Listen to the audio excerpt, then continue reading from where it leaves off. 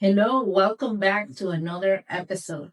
And today I want to talk to you about the reason why in the following year you will feel that nothing is changing or the change feels really, really hard and you don't understand why, if you're doing everything, nothing is changing in your life.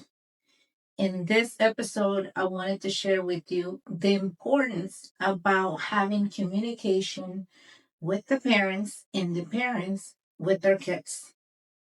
Many times we think that we have that communication in our family.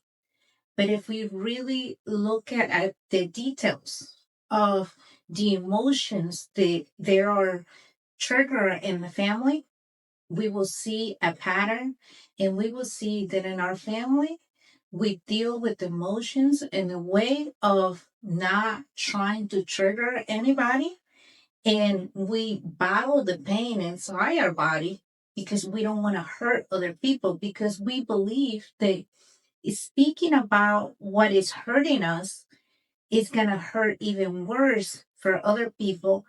And we become ashamed, we become hardened, we become those people who just pretend that everything is good, even though inside we're falling apart because we wanted to control the outcome of everything. We feel that by not speaking about what is hurting us, we're able to have the love or to have the acceptance, or we're included in a family. Because the dynamic is, if you speak about something that somebody in the family did to you, it creates chaos, it creates anger, resentment, and it changes the dynamic in the family, or even worse, you become outcast or separated from your tribe. And that's why your mind, your heart, it starts to change your body. You feel that you have to tolerate more in order to be loved, in order to be part of the family. And those emotions are thought since you are a child. And you don't realize that it's a negative energy. So you continue that pattern until you become an adult and you separate a little bit from that family, because now you have your own family and you realize I'm doing stuff and I feel stuck. I feel like nothing is working. I feel like something has to change, but I don't know how. I don't know what I'm doing wrong. And in those moments is when you really have to sit with yourself, understand what you're feeling, and understand what is behind that feeling. What is the pattern that you've been repeating? And also to have a conversation with the people that they used to be your first love, your parents. And I know for some of us, it's very hard to have those conversations because our parents look at us when we trying to speak about that. It's something that they don't want to relieve. It's something that they said, it is what it is. Look at me. I turned out to be okay. And I didn't have to ask my parents for this. But then you really look at them and you really ask, like, do you really turn out okay? Is that even true what you're saying? Because right now I see you and you did not turn out okay. Because now you're behaving with the same behavior your parents treat you. Now you're putting it on me. And so that's why it's important as parents to have those conversations, even if they are uncomfortable. Because when we don't have those conversations with our children, what we're doing, we're actually uh, pushing them back and saying, I don't want you to grow. I want you to continue to be the child that I was able to control unconsciously, not because the parents say and that's what they really want. No, in wording they tell you, no, I want you to be the best, I want you to succeed, I want you to be better than me. But the energy behind that everything underneath that is anger, fear, resentment, control, manipulation. And we don't see that because we have learned to love the same way they do. And if you look at it, you look at how you're raising your children, and you see that you're doing the same thing with your children.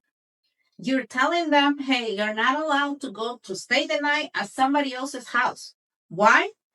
Because maybe something happened to you, or maybe something happened to your mom, and your mom told you, and now you carry that energy to your daughter or to your other child, your son, and you say the same thing, even though it did not happen to you, but it happened to somebody that you know. So, guess what? You trap that energy in yourself, and now you're carrying it and giving it to your children. And by giving it to them, that becomes like that energy that is trapped, and it's what we call it a curse. And something that I don't know if some of you know this stuff, but I came to realize that stuff, and I was shocked on how much damage we do to our kids without even notice that. The many moms, we say something like, you have to do it this way, because if you don't do it that way, A, B, C, or D is going to happen to you. And so the child goes and does it. And guess what happened?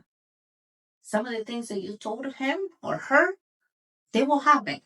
Not because you are somebody who knows the future, no, but because our words have power. In the Bible, you can read on how the parents had to give the blessing to their children. They had to have the blessing, whether to be something like a prophet or leading people, they had to have the blessing passed from their parents. It's still the same. It's still the same in our time. We're blessing our children with what we're saying. If I'm not allowing my child to do something because of something that happened in my family or it happened to me, now I'm giving my child that fear. I'm giving him something to carry that is not his or is not hers.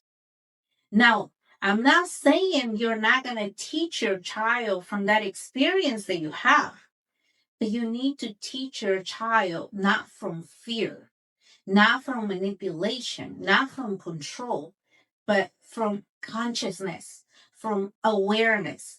Teach them, but tell them the whole story, why that happened. Especially in the Latino culture, we say things, but only halfway. We say something like, oh, don't do this, or don't walk outside with no shoes on because your belly will hurt. That's it. We don't explain to that child where that idea came from, what's really behind that. We just say things that we heard our grandparents saying, our parents that they told us those things. We continue to repeat that into our children. And some of those things are blessings, but some of those things are curse. And we don't realize that. And we speak it into ourselves, we speak it into our children. And when we have grandchildren, we still want to continue that pattern. We don't want to break that cycle. And it's okay to tell that, but it's also okay to look at it and question it. Why are you saying what you're saying? Why do you have that fear? Why do you feel that you have to control? Why are you not releasing that person? And one of the things that I realize is that many times our parents want the best for us. They do. That is not a lie. And they say, I will give my life for my child. I will take a bullet for them. Don't take a bullet for your child. Don't die for your child. Live for your child. Heal yourself. Speak for him or for her. But speak truth, a whole truth, without you being the victim, without you being somebody that you need to defend yourself. Just speak on whatever it happened to you. How did you saw life? But don't speak half truths, because what you're doing is you're incarcerating their soul. You're incarcerating their mind. And then you're wondering why your kids turn to alcohol, to drugs, to social media, to things that they become so destructive for them. You wonder why they do that, because they don't find the comfort in you. They don't find what they're looking for in you.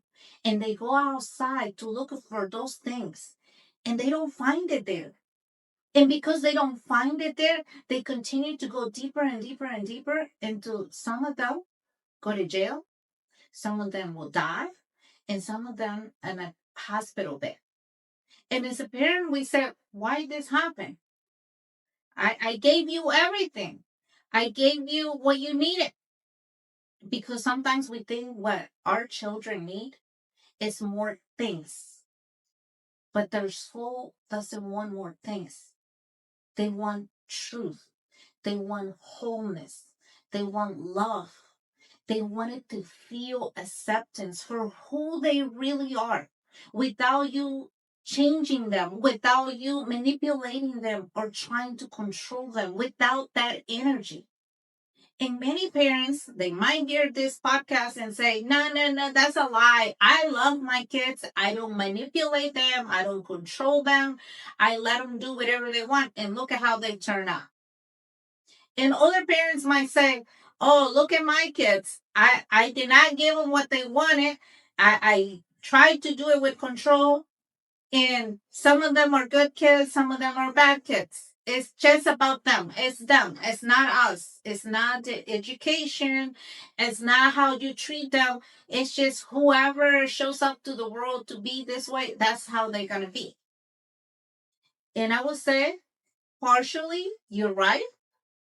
But I would say also that you're kind of wrong on that part, because that child, yes, is going to do their thing because it's on their DNA. But our job as parents is to help them, to guide them to become the best human being they can be, to help them to see a different road, not what the one that is imprinted in their body, in their DNA, but to help them maneuver through the world, through the walk of life. In my family and in my husband's family, is people who are drug addicts, and it's people who are like to drink. And why is that? Well, in our lineage, in my lineage, and in his, is people who used to drink. Our grandparents, they like to drink. Some of them did drugs. So that comes in our blood, in our DNA. But if I'm born and my parents did not tell me what happened in the past, what is the reason why my body feels attracted to those things, I'm going to think that that's something new for me. That's not bad. It's just my body wants something different. But if my parents really sit down with me and tell me what happened in the past, what drove those people to that? Why would they started doing those things? It will bring awareness to me. It will bring me to see the road that I wanted to go to. And then at that point, it's my choice to make a decision whether I want to continue to walk that road or now I wanted to change it. But I need that information from my parents. When I was feeling stuck in my business, when I was feeling that, man, I do these things, I feel so much pain, I fall into depression, I took medication for depression. And as I took those medications, I became addicted to those pills. And I didn't understand it. And I was like, I need to stop drinking this because it's making me feel worse, but I don't know why. I can't stop until a doctor said, I'm sorry, You cannot take this anymore and you just have to quit. You just got to be an adult and have the willpower to stop. And he told me many things like, you just an addicted, that you think this is good, you're gonna hurt your children, you're gonna hurt other people, you just need to quit. Everybody's babying you, but I'm no longer gonna baby you. You're an adult, become an adult, act like an adult, and just quit. I got out of the doctor's office and I was crying. I was crying for the way he spoke to me.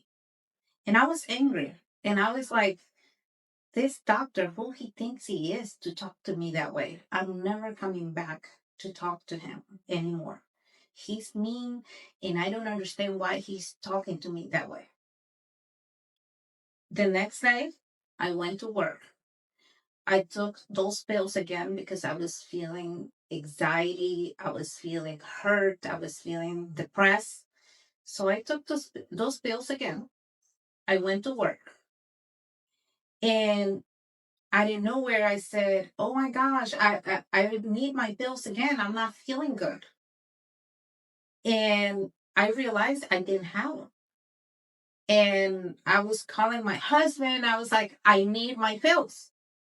And he said, "No, I flush them down the toilet. You don't have no more pills." So I freaked out. And I was like, "But I need them. I feel like I can't breathe." And I start sweating and all of that. So when I got done working, I got in the car and I was like in full panic. Like, I feel that I need it, I need it, I need it. And guess what? I got in a car accident because I was moving out of control. That moment when that happened, it woke me up. It woke me up to see how much those pills was controlling my life, and it was controlling me, and that could have caused pain to other people and to myself.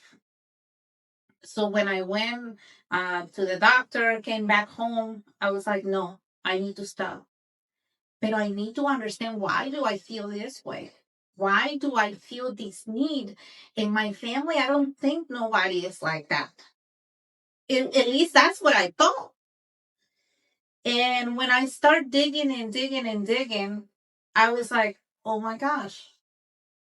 In my family past time, my great grandparents, one of them was addicted to substance. And so that is in me. And when I asked my mother and I said, Mom, is this real? Like, why do I feel this way? Did anybody suffer from this?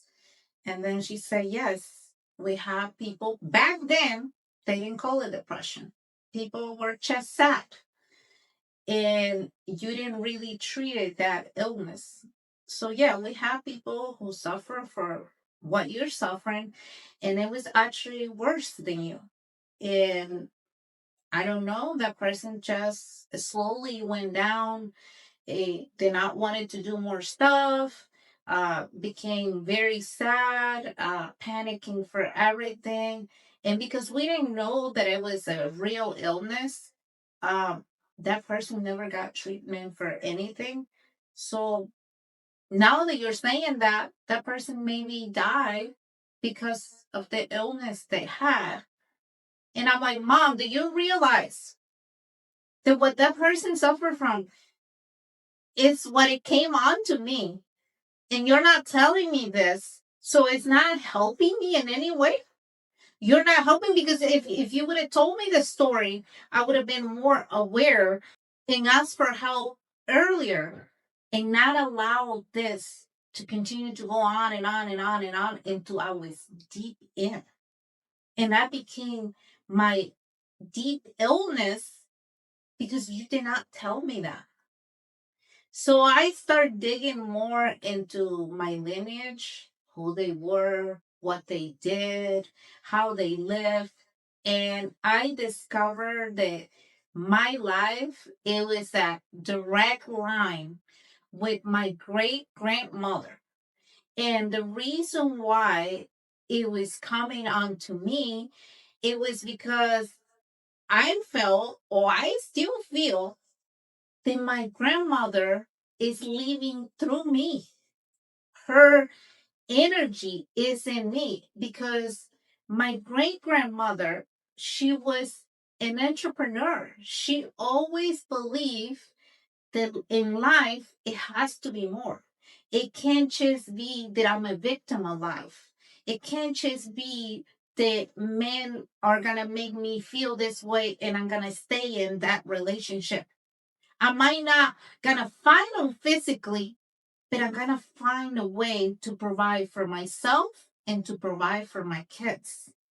And she became very well known where they were living, and she started making money by selling stuff, doing other things, offering services, and she started buying land. She was buying cattle. She was having like horses. She built a home. And then she did the same thing for my mom. She gave her part of the things that she had because she told my grandmother to do the same thing. So my grandmother, she became an entrepreneur too. But back then for them, it was not like what we see women entrepreneur now. So for them, it was just, this is the way of surviving. And I told my mom, I said, oh my gosh, why do you guys don't talk about this? Because the same way they were doing things, I was doing it just in the modern day society. And I was feeling the same way, but I didn't realize that it's another way to do it because for me, this was new, but it wasn't new. It was my past lineage or my ancestors were doing the same thing. And so, as I was learning more about my family, it was like I discovered the whole map on why do I was feeling stuck. It was not that I was stuck in my business. It was that it was information that my family had that they never spoke about, that they never really gave them a voice. So I have to search it on my own. And now with my husband's family, I told him, oh my gosh, you have to do the same thing. You have to look at your past and put the pieces together because you're not missing anything. You have everything. The only thing you're missing is the information on how to put it together because some of that information your parents have that information, your grandparents, your great grandparents have that information. And we have to have those communications. We have to say whatever we're trying to hide, it needs to come out because it's a way to understand how am I going to approach the next day? How am I going to approach the future? If I don't know my past, I'm going to think that this is new, but I'm just replicating the past. But if I know the past, I will look at the present now and I will say, okay, I'm replicating here. So what was the outcome for my ancestors? Okay, now that I know what was the outcome for them, maybe I can do something different. Maybe I can change it right here so my future can have a different result than what they have. Because for them, some of the things were pain and some of the things were joy. So obviously, we wanted to take those ingredients for joy, but we want to drop the pain. And some of us in our body, we have so much pain from our ancestors in pain that our parents continue to reinforce in us that now pain and fear became dominant of our body, of our heart, of our soul, of our mind. Then now, whenever we're going to do something, we became so addicted to pain and to fear that we're second guessing ourselves. That we're not have taken the step yet, when we're already thinking, what about if that doesn't happen? What about if I don't have the tools? What about if nobody wants to help me? What about if I run out of money? What about if I lose it all? And why is that? Because our energy in our body, it has so much fear, so much doubt, so much pain that now we have to regulate our body.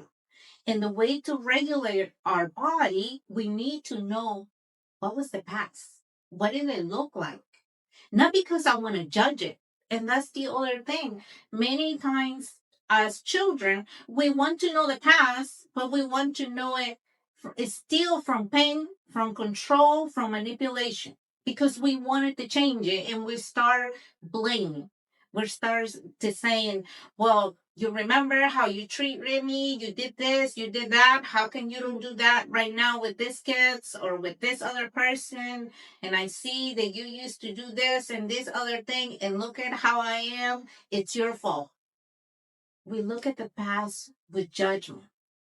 And I will invite you as a child that when your parents are telling you something about the past, don't look at the past with judgment. Look at the past as a way of understanding how to change your future, of understanding that your parents are telling you the past because they're giving you the power to be who you're meant to be.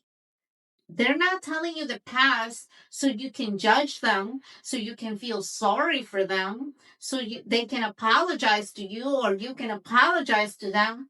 They're telling you the past so you can become the main actor of your movie. So you can stop being the victim. So you can be that person that you long to be, to build those things that you wanted to build, those desires that are in your heart, those dreams that are in your mind to finally become reality because your parents are telling you where you came from. And so that is very important to listen to when they're speaking in consciousness, in awareness of what they're saying, to remove yourself from the middle of the pain. Don't look at it as, oh, this is me and this is what you did to me and you hurt me and you did this and you did that. But look at it as, wow, you have to endure all those things in order for me to be who I am now.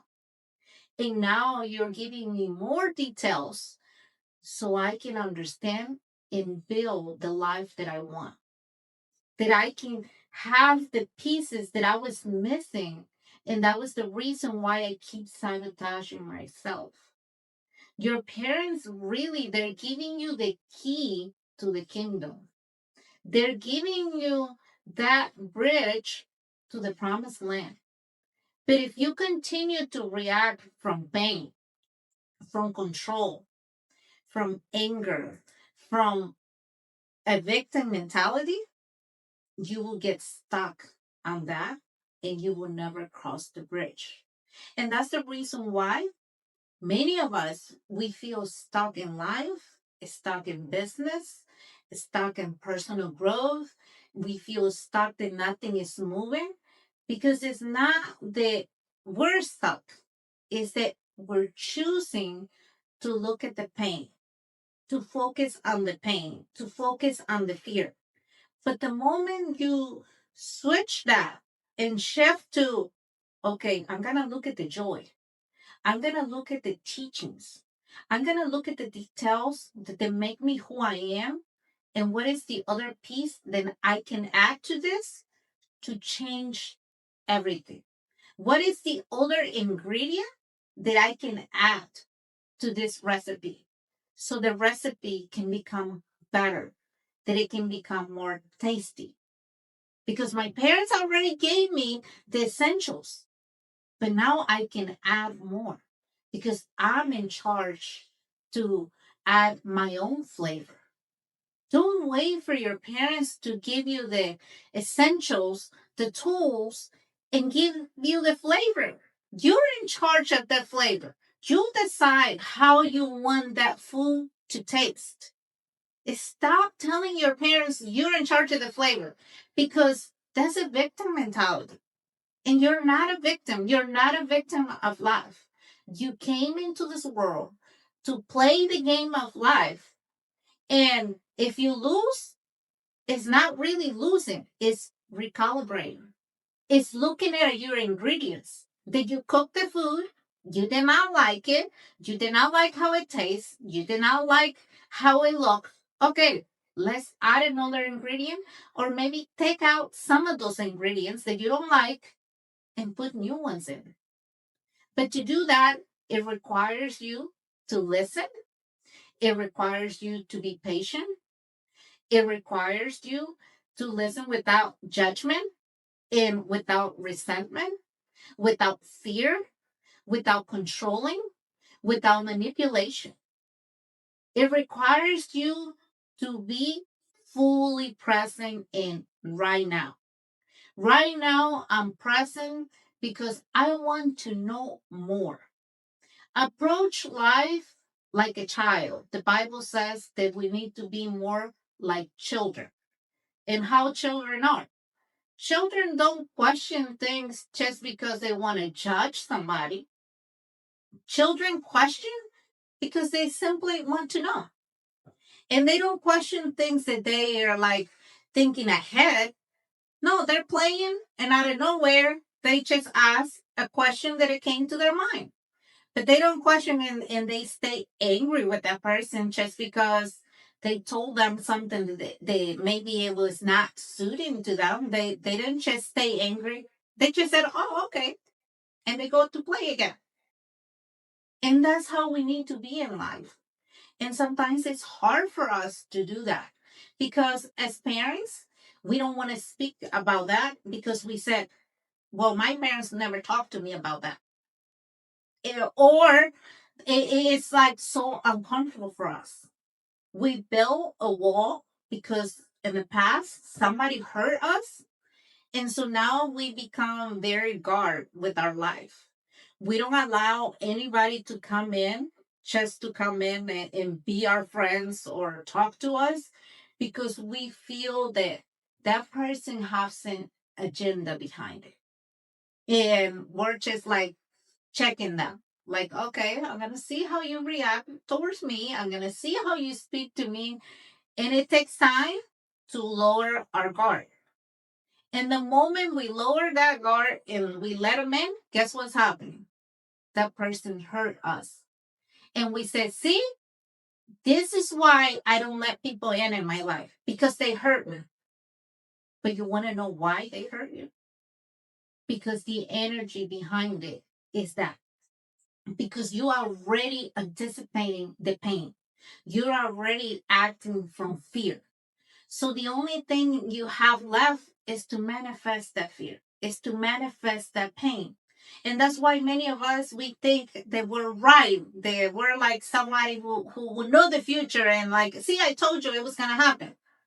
Yeah, because your body is attracting that pain. Your body is got that energy that is attracting that person who's gonna hurt you because you already feel it in your heart. You already thinking that in your mind. So that's the only thing is left is to bring it to reality. Now, if we can do that step, but in a positive way, if we can do that, oh my gosh, life will be so much different because we are manifesting every day, all day. Because if you think about something, if you think about, I don't know, food, you said, oh my gosh, I'm so hungry. I want to eat, I don't know, Asian food. You start to feel in your stomach the hunger and you start salivating because your brain communicates that to your body. So your body starts to react towards that, where you feel the hunger and you feel that in your mouth and you're starting to imagine the food. What do you want to eat? How does it taste? You're not there yet, but your mind, your heart, and your body are already getting the signal of everything. So the energy is already leaving in your body and it starts to manifest in a bigger frequency. And guess what's happening? You take action. Then you take action and you start thinking, okay, what restaurant do I want to eat? What food? And then you start imagining again and you're like, okay, I'm going to go eat to this restaurant. And you start getting ready and you start moving quicker and your body becomes very excited about what you're about to do. And when you're there at the restaurant, you already know what you want. You already imagine it. You already felt that and you bring it to reality because now you took action. Now you order the food. Now you're waiting. And guess what? Now you're eating. It's the same thing in everything we do. You want something that is, I don't know, more clients? You have to get your body to feel it, not just your mind to think that because the mind thinks a lot of things. It thinks a lot of, most of the time, I would say 90% of the time, our mind is thinking negative things, negative thoughts. And that's why our life feels like chaos. And many of us were even in the morning when we wake up, the first thing we do is look at social media, look at emails, text message, problems from work, how we're going to fix them, or the news. We're turned on the TV and we're watching the news. Guess what you're doing? You're synchronizing your body with fear, with pain, with doubt, with anxiety, with manipulation, with control. All those things that it brings reality during the day is going to bring you that reality. Because when you show up for work, you're going to find a crowd because your body already synchronizing with that. It's already feeling anxious. It's already feeling worried. It's already thinking about how many problems you got to fix. But when you start changing that mentality, changing your actions, you will see the difference, how your life start to change. And at first, when somebody told me that, I was like, oh, that's not true. I don't think that will happen. Because I used to be the person who spent a lot of time on social media. And I was feeling anxious. I was feeling out of control. I was feeling that sense of comparison, the sense of I'm behind, I'm not growing, I'm not doing this, I'm not doing that. And then I was having physical pains, headaches, anxiety really high. In the moment that I start changing those habits, I remember the first time I left social media, it was for a week.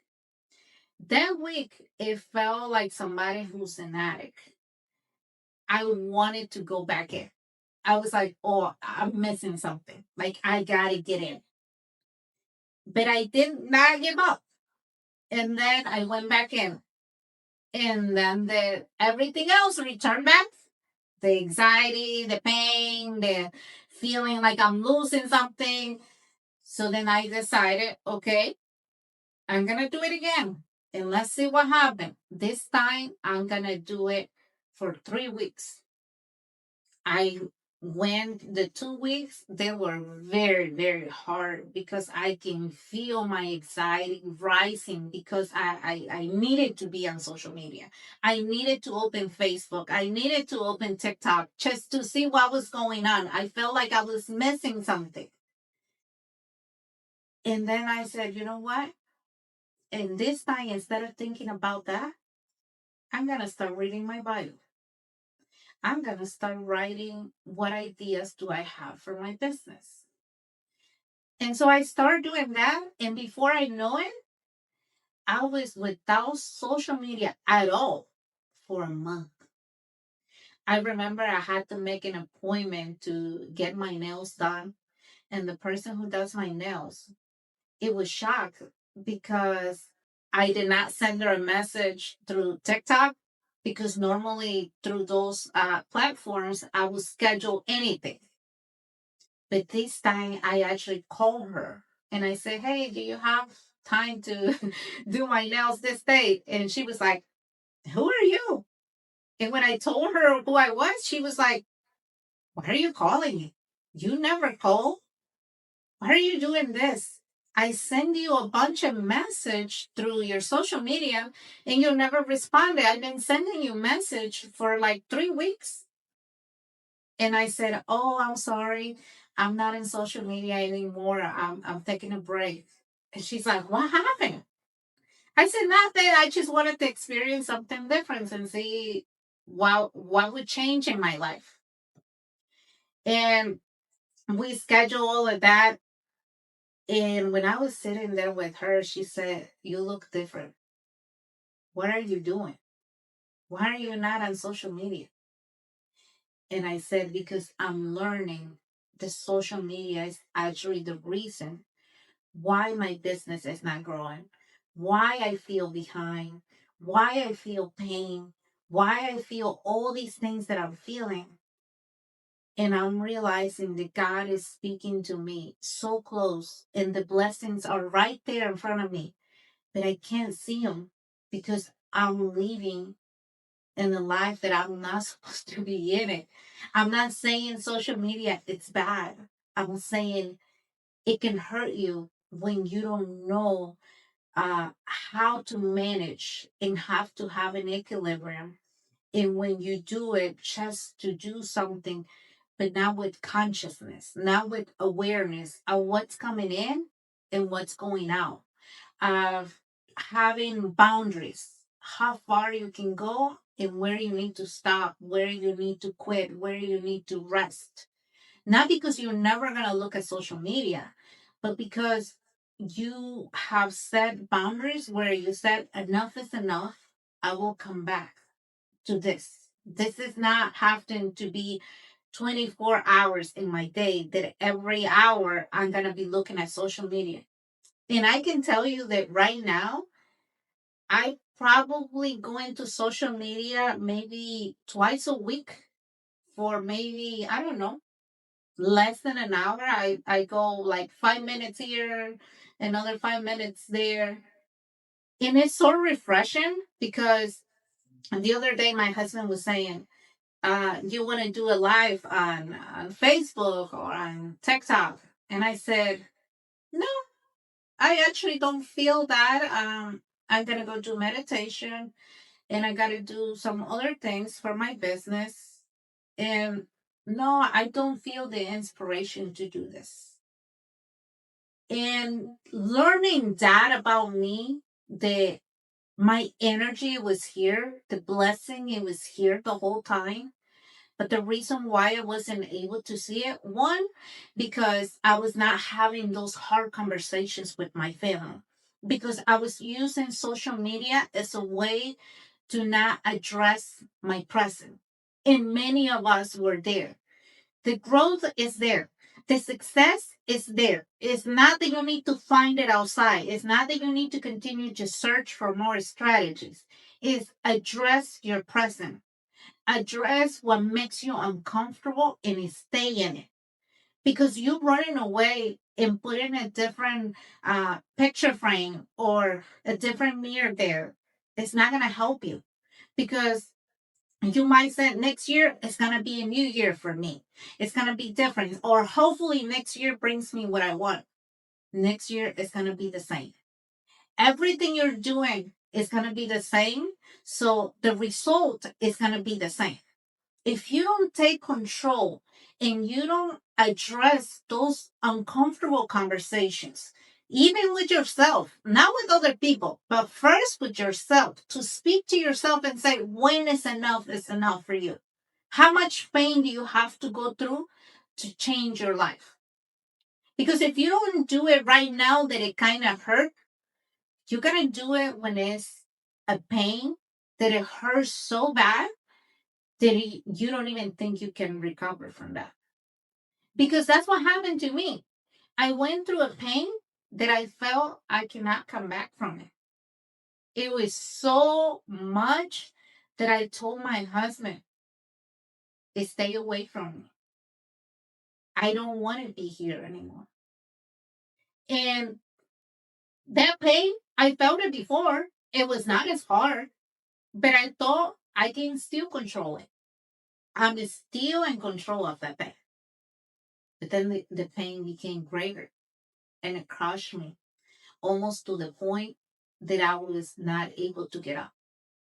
But through the grace of God, I was able to get back up and continue to fight the good fight. And now I'm here sharing with you this because a new year deserves a new you.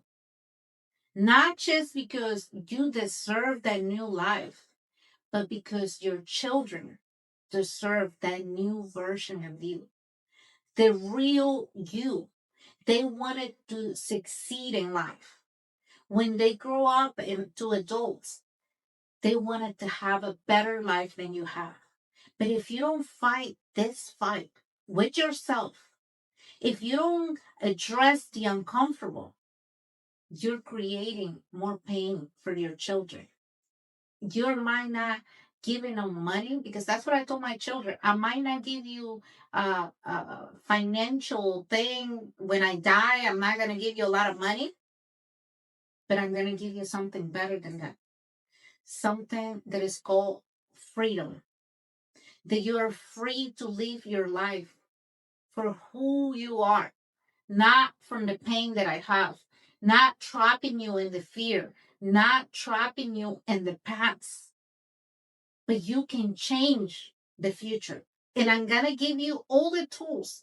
And I'm writing down every single step that I'm taking, the moments of joy, the moments of success, the moments when I don't succeed, the moments of pain, the moments I falling down, the moments of enduring so much pain. I'm writing down every single step for my daughter because I want my daughter to know the truth from me, not from social media, not from things that there's not going to help her.